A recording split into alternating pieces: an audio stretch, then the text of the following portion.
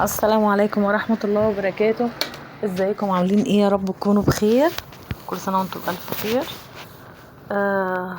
النهاردة ده بالظبط تاني يوم العيد.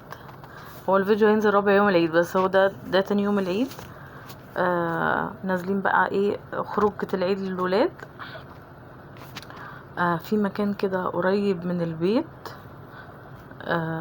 في الدقي، اسمه كيدز بلانتس. هو في زي العاب كتير كده للاطفال وحاجات كده. تعالوا نشوف مع بعض. يعني اول حاجه ده الطقم اللي انا هنزل بيه، بنطلون بني وبلوزه طويله كده الجديده دي، بيج او اوف وايت، والطرحه دي بني، والشنطه جملي في بني كده، والحزام برضو بني لان البلوزه طلعت واسعه قوي قوي قوي. ايه تاني؟ الحزام ده هلبسه على البلوزه من فوق مش على البنطلون، وهلبس الشوز برضو بني. ده الاوتفيت بتاعي. سهل كده وسريع، يعني حلو. اول مره على فكره ان انا البس بلوزه اوف وايت. العيد اللي فات لبست بلوزه بيضه، والعيد دوت لبست شميز برضو اوف وايت. فاوف وايت وابيض، انا اول مره البس الالوان دي. انا دايما بلبس غوامي يعني، بس اهو تغيير. بحضر اللبس من بالليل كده عشان الارهاق. ان الصبح بقى والزن وكده كل واحد ياخد طقمه ويقعد على جنب يلبسه. وطبعا ما بيعرفوش يلبسوا كله، بس يلبسوا اي حاجة منه اكون انا عملت حاجة تانية، فاهمين؟ وهنا ده القمصان بتاعتهم كده يلبسوها على شورت. القمصان ديت انا كنت جايبها لهم من فترة بعيدة قوي وصورتها لكم على القناة. محبتش ان انا البسهم بناطيل بتاعت العيد اللي فات، بنطلون وتيشيرت وكده، لان بنطلون والجو حر وبتاع. حبيت ان انا البسهم شورت كده وقميص. والقميص ده بالظبط ده تاني لابسه ليه او تالت لابسه، مش اكتر من كده. فهيصغروا خلاص، فحرام. وشكلهم حلو قوي. هو وكنت جايباهم رخاص، يعني كنت جايبه الواحد تقريبا ب250 جنيه.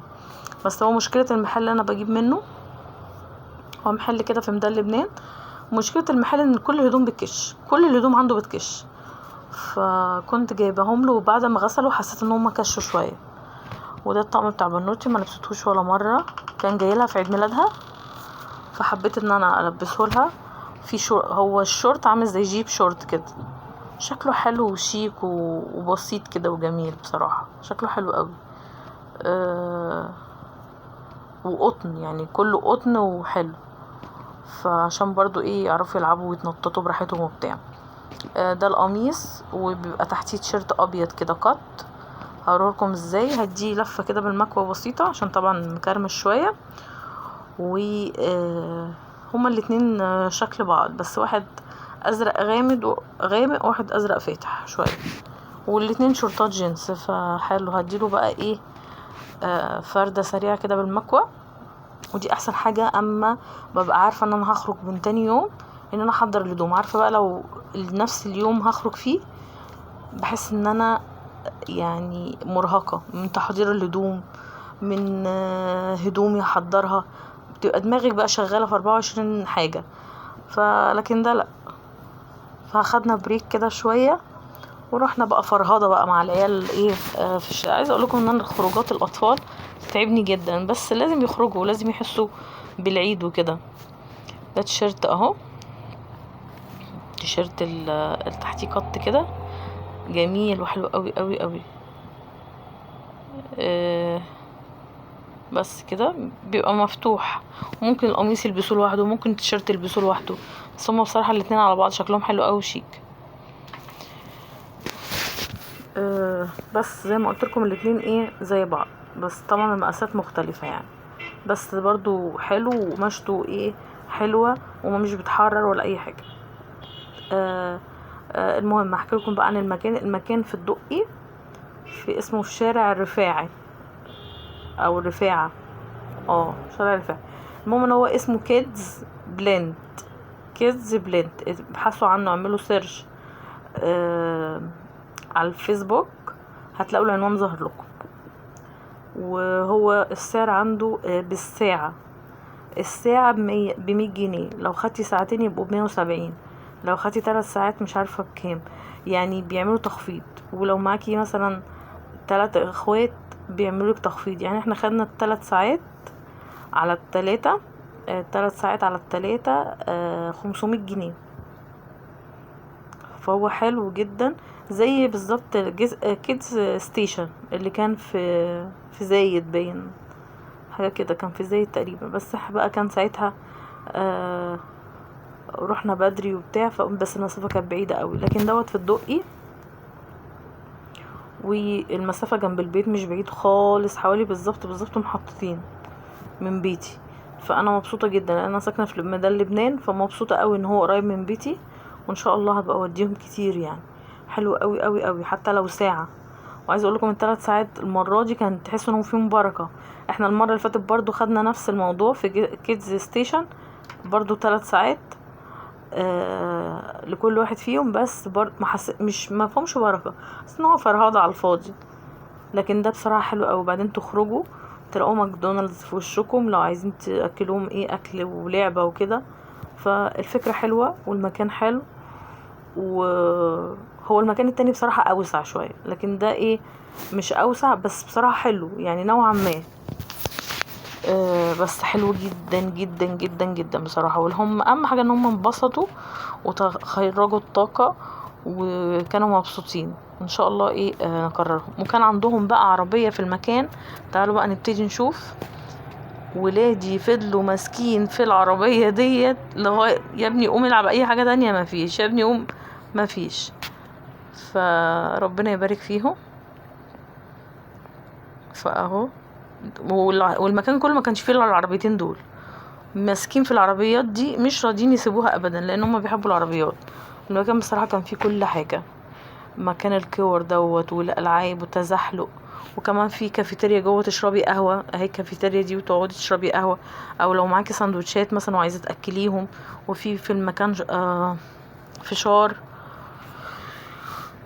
وفي بقى في بازل، وفي لازم طبعا تبقي لابسه حاجه كده فوق الشوز عشان الاطفال بيبقوا حافين وبتاع. وفي بقى تركبي حاجات، تقعدي انت كمان تلعبي. بيبقى حلو قوي قوي بصراحه، تغيير مود وتغيير جو.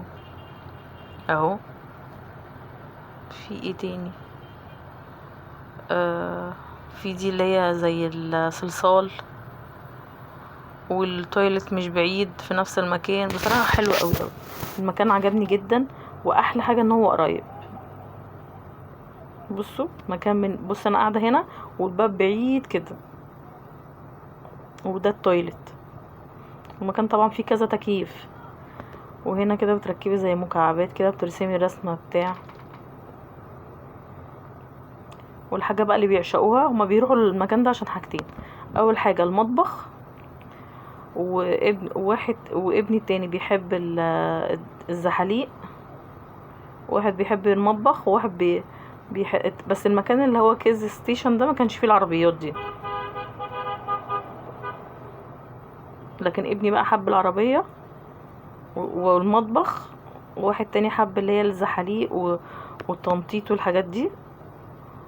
وبنوتي بقى مع اي حد يعني، هنا وهنا لسه شوية، لسه ما لهاش رؤية واضحة يعني.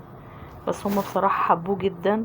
وبصراحة مكان يعني بيخرجوا كل الطاقة، وفيهم ناس موجودين يعني كمية موجودة للناس للسيفتي، للأمان للأطفال، يبقوا واقفين معاهم. لا بصراحة كويسين جدا جدا يعني.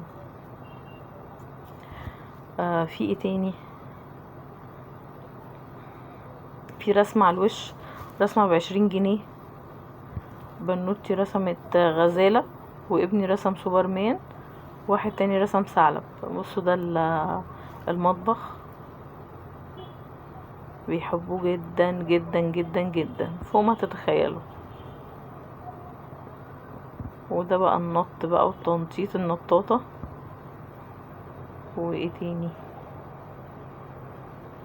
في كمان المكان بقى زي ما قلت لكم فيه زي فشار وغزل البنات ومش عارفه ايه حاجات كده للاطفال لو عايزين.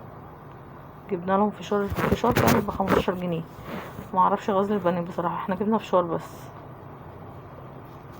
ومش عارفه القهوه بكام برضه، انا طلبت قهوه دوبل بس مش عارفه بكام. وبعد كده خلصنا رحنا طبعا ماكدونالدز عشان طبعا لعبة، بس اللعبة المرة دي مش حلوة خالص. انا خدت اللي هو اسمه ايه، ساندويتش اللي هو بيج تيستي الدبل ده، وجبت البطاطس اللي هي الجديدة دي اللي هي الويجز دي، وهم بقى طلبوا ميلك شيك وجبة الاطفال. عايزه اقول لكم محدش كلها الا البطاطس من كتر بقى التنطيط. وطبعا صاحيين من الساعة 8 في اليوم ده. عايزه اقول لكم روحنا فضلنا نايمين بقى لغاية تاني يوم. روحنا مثلا على احنا كنا نازلين على العصر كده، روحنا نمنا كلنا تاني يوم. بس كده ده كان الفيديو.